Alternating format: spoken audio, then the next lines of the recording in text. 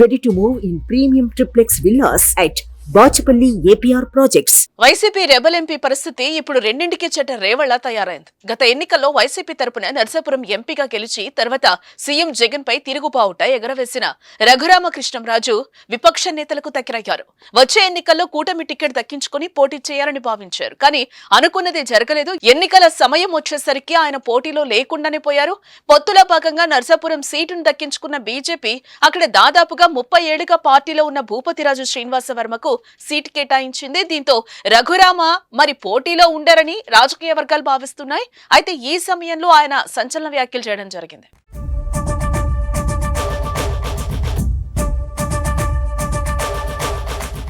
పశ్చిమ గోదావరి జిల్లా కాళ్ల మండలం పెదామీరంలోని తన సొంత ఇంటికి చేరుకున్న నర్సాపురం ఎంపీ రఘురామకృష్ణంరాజు ఇవాళ వచ్చే ఎన్నికల్లో నర్సాపురం నుంచి పోటీ చేస్తున్నట్లుగా చెప్పారు. ఖచ్చితంగా ఈ ఎన్నికల్లో ఎన్డీఏ కూటమి నుండి పోటీలో ఉంటారని ఆయన వెల్లడించారు. ప్రధానమంత్రి మోదీ, చంద్రబాబు, పవన్ కళ్యాణ్లు తనకు ఖచ్చితంగా ఎన్డీఏ కూటమి తరపున న్యాయం చేస్తారని తెలిపారు.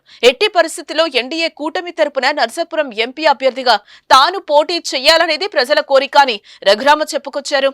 3-4 రోజుల్లో ఏమైనా జరగచ్చని చెప్పి బాంబు పేల్చారు. ప్రస్తుతం రఘురామ వ్యాఖ్యలు సంచలనంగా మారాయి.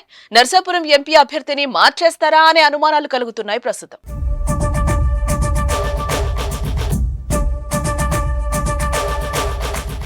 నేను నర్సాపురం నుంచి ఎంపీగా రావాలి, మెజారిటీ ప్రజల అభిప్రాయం ఈ రోజుకి. సో డెఫినెట్గా వాళ్ళ కోరిక తప్పకుండా నెరవేరుతుంది అనేది నా విశ్వాసం. అది అతి విశ్వాసం కాదని నేను అనుకుంటున్నాను. అంటే చర్చ జరగటం డెఫినెట్గా దురదృష్టం.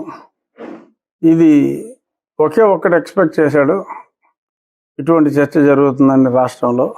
ఒక్కడెవరో తెలుసా మీకు? పేరు జగన్మోహన్ రెడ్డి. మనస్ఫూర్తిగా నేను నమ్మి చెప్పేది ఏంటంటే 3-4 రోజుల్లో తప్పకుండా కూటమి తిరిగి నన్ను, బీజేపీ కావచ్చు, టీడీపీ కావచ్చు, ఏ పార్టీ అయినా కావచ్చు, గతంలో నేను ఎందుకని చెప్పానో ఏ పార్టీయో నేను ఇప్పుడు చెప్పలేనని చెప్పింది ఈ ముందు చూపుతోటే చెప్పా. పలానా పార్టీ అంటే ముందు ఆ పార్టీకి వలేసేస్తాడని చెప్పి నేను ముందు చూపుతో ఏ పార్టీయో చెప్పకుండా నేనున్నా.